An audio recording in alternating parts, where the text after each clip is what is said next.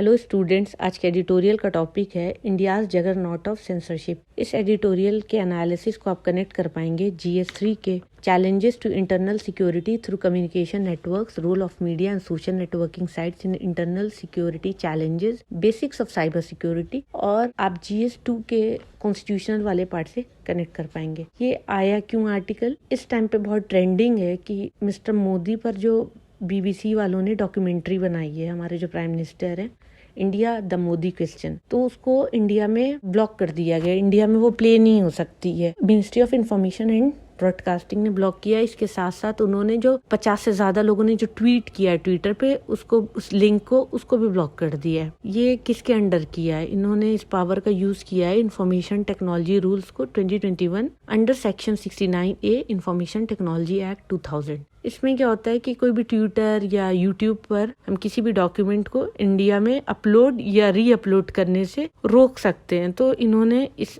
Section को use किया है। तो ट्विटर या यूट्यूब पे हम कहीं पे भी इस डॉक्यूमेंट्री को अपलोड नहीं कर पाएंगे और हमें ब्लॉकेज के बारे में कोई प्राइमरी जो भी कोई भी खास इन्फॉर्मेशन नहीं मिल पाई है, क्योंकि ऑफिशियल्स ने थोड़ा ही कुछ बताया है और ट्विटर से भी नहीं मिला है। तो अब हमारा ये जो ब्लॉकिंग इस तरह से ब्लॉक कर दिया, तो कहीं ना कहीं हमारा freedom of speech and expression जो है वो कहीं ना कहीं असर्व हो रहा है। ठीक है, बात आती है अब नेचुरल जस्टिस की, और इस डायरेक्शन में जो हम अपना IT रूल जो यूज कर रहे हैं इस तरह से, तो क्या हम कैसे भी ऐसे अमेंडमेंट कर सकते हैं, इस तरह से इसका यूज करके चेंजेस ला सकते हैं। तो नेचुरल जस्टिस का जो कॉन्सेप्ट है, अगर हम फंडामेंटल प्रिंसिपल अगर इसका देखें, तो अगर हम पब्लिक लॉ में हमारा कोई भी फंडामेंटल राइट, अगर डिसीजन जो है, कोई भी डिसीजन पब्लिक लॉ के जो हमारे फंडामेंटल राइट को इम्पैक्ट करता है, तो हम फिर नेचुरल जस्टिस की बात होती है। फंडामेंटल प्रिंसिपल हम किसका यूज करते हैं? नेचुरल जस्टिस का, स्पेशली जब फ्रीडम ऑफ स्पीच की बात हो। सुप्रीम कोर्ट ऑफ इंडिया ने क्रिकेट एसोसिएशन ऑफ बंगाल का एक केस था जिसमें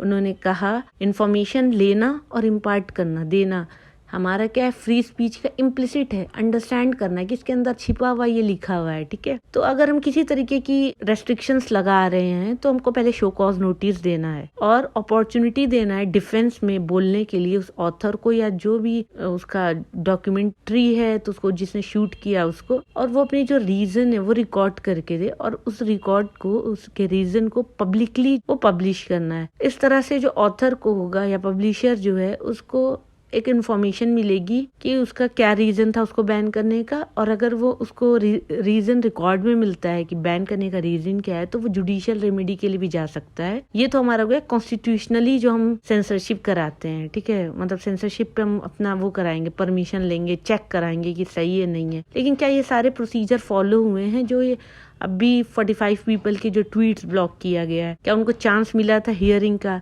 क्या उनको ब्लॉकिंग की कॉपी मिली है जो ब्लॉकिंग ऑर्डर थे? क्या उन सारी चीजों के, उनके रीजंस को पब्लिक में लाया गया? नहीं। तो ये सारी जो प्रैक्टिस है वो कॉन्ट्ररी है हमारे सुप्रीम कोर्ट के डायरेक्शन को। सुप्रीम कोर्ट ने Shreya Singhal versus union of India case में कहा था कि जो blocking power under section 69A, कोई भी रीजन की रिकॉर्ड कैंसिल कर रहे हैं या डॉक्यूमेंट्री हम जो नहीं लाने दे रहे हैं, सेंसरशिप कर रहे हैं, तो उस रीजन को राइटिंग में देना है, और जो ब्लॉकिंग ऑर्डर है उसको रिटर्न में दे देंगे। तो इस तरह से जो अग्रीव पार्टी है वो रिट पिटीशन के थ्रू कोर्ट के पास जा सकती है। लेकिन जो ब्लॉकिंग ऑर्डर है वो सीक्रेट या कॉन्फिडेंशियल होता है, जो सर्विस प्रोवाइडर को पहुंचा दिया जाता है डायरेक्टली। और इन सारी चीजों में मुश्किल हो जाता है कि जो ऑथर हैं या जो प्रोड्यूसर है उनको अपने लिए डिफेंस करने के लिए एक अपॉर्चुनिटी मिले, वहाँ पे एक मुश्किल हो जाती है, और एक जनरल पब्लिक के लिए भी एक चैलेंज है। ठीक है, तो इस तरह के जो केसेस हैं पहले भी हुए हैं, ट्विटर को लेकर,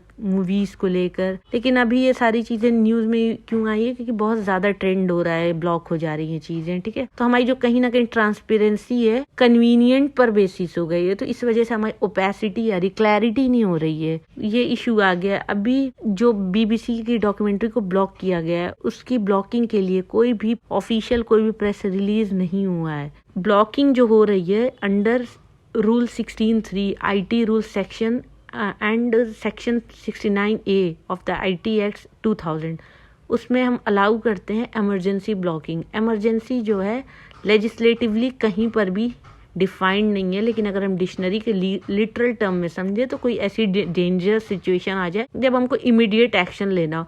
इस तरीके की डेंजर सिचुएशन में हम क्या करते हैं, मिनिमल हल्का फुल्का चेक हो गया और हम किसी भी तरीके की लोगों को सुनने के जो टाइम होते हैं वो सब एलिमिनेट करके सीधे जजमेंट पास कर देते हैं। तो इस तरीके से जो हम कोर्ट में किसी चीज को चैलेंज करना, किसी फैसले को, तो मुश्किल हो जाता है। अगस्त 2021 बॉम्बे हाई कोर्ट में एक पिटीशन आई थी बाय लिफलेट एंड निखिल वागले। उन लोगों ने भी जो उनके भी जो सस्पेंड हुए थे रूल्स 9(1) एंड 9(3), जिसमें कोड ऑफ एथिक्स की बात की गई है फॉर ऑनलाइन न्यूज प्लेटफॉर्म, और 3-tier ग्रीवांसेस रिड्रेस मैकेनिज्म जिसको हेड कर रहे हैं हमारे सेंट्रल गवर्नमेंट।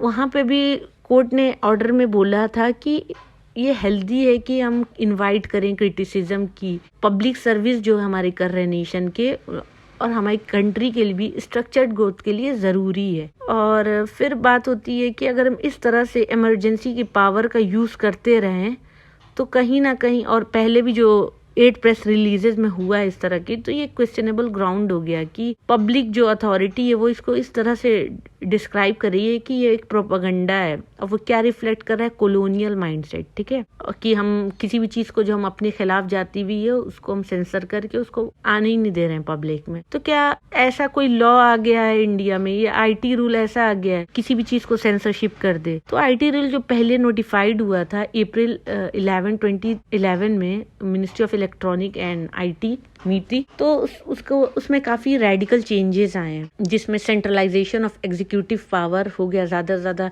सेंटर का उस पर होल्ड हो गया। फिर उसके बाद फरवरी 2021 में गवर्नमेंट का कंट्रोल और बढ़ गया ऑनलाइन प्लेटफॉर्म और न्यू पब्लिशर्स के उसमें, ठीक है। फिर उसके बाद बजाय इसमें और कुछ अमेंडमेंट अच्छा आने के, फ्रीडम थोड़ी और मिलने के, और वो चीजें कम होती गई जब अक्टूबर 28, 2022 में कुछ ऑनलाइन कंटेंट जो सोशल मीडिया की कुछ अपील थी, फिर गवर्नमेंट सेंसरशिप बॉडी में भी आ गई। फिर क्या हुआ, 2 जनवरी 2023 ने क्रिएट किया एक सेल्फ रेगुलेटरी सिस्टम, जहाँ पे ऑनलाइन गेमिंग और गैम्बलिंग कंपनीज को खुद से रेगुलेट करने की पावर मिल गई, जो कि इलीगल है बहुत से ग्राउंड पर, और फेडरलिज्म पे भी, क्योंकि इस तरह का लेजिस्लेशन की पावर स्टेट सब्जेक्ट है। क्या स्टेट सब्जेक्ट समझ रहे हैं आप? हमारे स्टेट और सेंटर की पावर होती है अलग अलग, अपनी लिस्ट है, और एक होती है कॉन्करेंट, जिसमें स्टेट सेंटर दोनों अपनी कंसेंसस दे सकते हैं। ये तो हो ही रही थी सारी चीजें। फिर 17 जनवरी 2023 एक पब्लिक कंसल्टेशन के लिए एक फर्दर कुछ चेंजेस लाना था इसमें, तो एक डेट आई, लेकिन इसमें एक्सटेंशन होता गया। अभी कुछ वीक पहले ही एक ड्राफ्ट बना प्रेस इंडिया ब्यूरो PIB के द्वारा कि सेंट्रल गवर्नमेंट मिनिस्ट्री जो है वो किसी भी एरिया ऑफ बिजनेस को लेके, या उनके पास एक पावर है फैक्ट चेक करने का, और उस बेसिस पे वो ऑनलाइन कंटेंट को फेक टर्म देकर उसको हटा सकते हैं। और ये अभी आए ही है, और इस पर काफ़ी जर्नलिस्ट जो एसोसिएशन है या एडिटोरियल जो स्पेशली नेशनल जो न्यूज़पेपर है वो इसके बहुत खिलाफ थे। 3 दिन के बाद ही BBC डॉक्यूमेंट्री जो हो गई वो ब्लॉक हो गई। तो क्या इस तरह के इवेंट से आपको क्या लगता है, क्या IT रूल ही सारा ही लॉ हो गया? तो यहाँ पे एक क्वेश्चन आ गया, और इस तरीके से हमारा जो फंडामेंटल राइट है स्पीच एंड एक्सप्रेशन का, वो वायलेट हो रहा है। और अगर इन सारी चीज़ों को, इन रूल को इतना अनलिमिटेड पावर दे दिया जाएगा, या सेंसरशिप को इतना ज़्यादा पावर दे दिया जाएगा, तो हम अपनी जो freedom of speech and expression जो कि हमारा फंडामेंटल राइट है वो कहीं ना कहीं दब रहा है। तो इस रिपब्लिक डे पे हमारे पास एक बहुत बड़ा क्वेश्चन है कि क्या हम आज आज़ाद इंडिया में अपने आप को फ्रीली एक्सप्रेस कर पाएंगे, डिजिटली एक्सप्रेस कर पाएंगे? तो इसके साथ मैं आज के एडिटोरियल के एनालिसिस को फिनिश करती हूँ। Happy Republic day. Thank you for watching my video. Please share, like and subscribe.